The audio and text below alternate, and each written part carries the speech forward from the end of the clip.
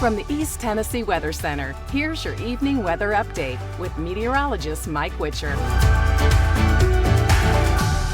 My name's John Ashley with Prestige Curb Appeal. We do residential and commercial pressure washing. We do everything from roofs, houses, and driveways. Commercial-wise, we do shopping centers, parking lots, everything, you name it. It really helps and makes you feel good and increases the property value. Give me a call, 865-621-1004. We'd love the opportunity to give you a quote, come out and see your house, even look at your driveway.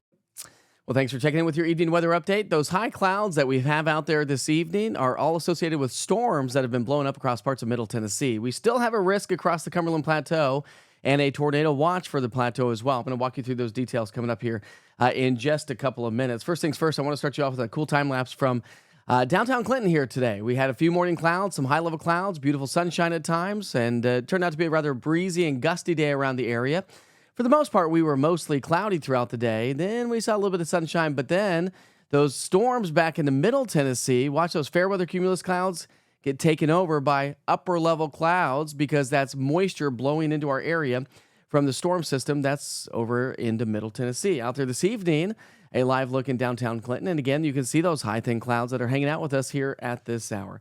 Let's go ahead and show you what the radar recap looks like over the last 3 hours. We've had severe weather back in the Middle Tennessee, northern Mississippi, and parts of Alabama as well. Confirmed tornado warnings here at the 6 o'clock hour, down across Mississippi, Alabama, and the Tennessee border. Even some warnings over near the Nashville area. We've had some incredible storms and storm structure out there. Notice the boundary, a southwest to northeast orientation. That's an important role because, well, the Cumberland Plateau, again, has a chance for maybe an isolated shower or thunderstorm before the night is over. So we're going to keep an eye on that.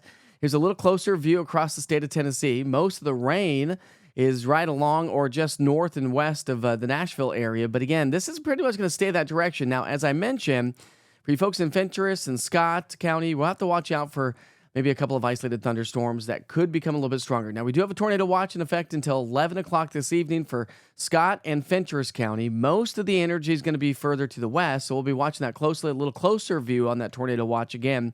This is your 6 o'clock update, so we'll see how this all plays out as we progress through time. But Oneida and Huntsville, Jamestown, down into the Cumberland County area could see a couple of isolated strong thunderstorms as we still have that risk. Just like the last couple of days, not expecting a whole lot of activity, but we've had some storms clipping the Cumberland Plateau.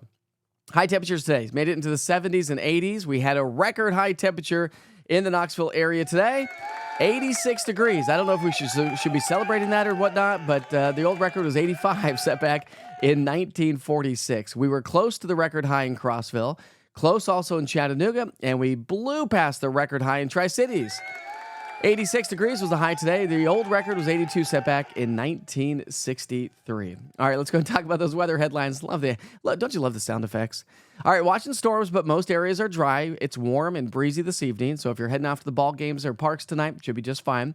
Near record high temperatures continue through Saturday with windy conditions.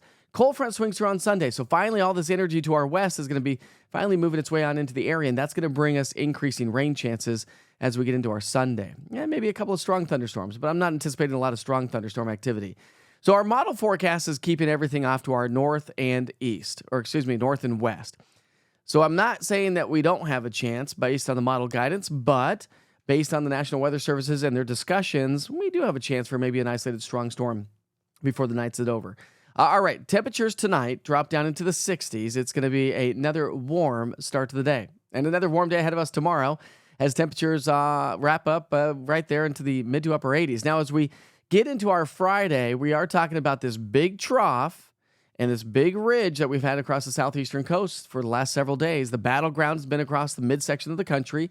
That ridge starts to break down, trough starts to exit or work its way into the area, and that's going to bring us the rain showers as we get into our Sunday.